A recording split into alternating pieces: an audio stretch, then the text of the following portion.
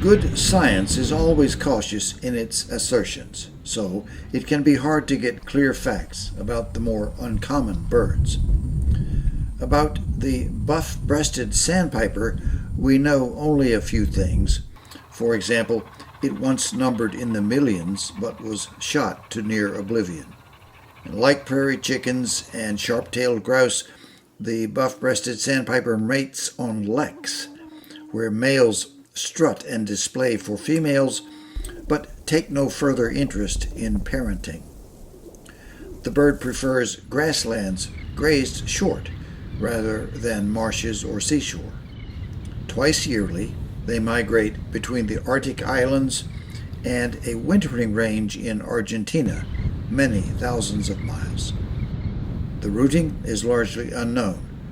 Scientists believe, for example, that in the unlikely event that you see a buff-breasted sandpiper near the Atlantic coast on fall migration, it is probably a juvenile male. And occasionally, one of these lads gives a one-wing salute, a display gesture it will employ on the lek to impress a female next year. This rehearsal is wasted on a semi-palmated sandpiper.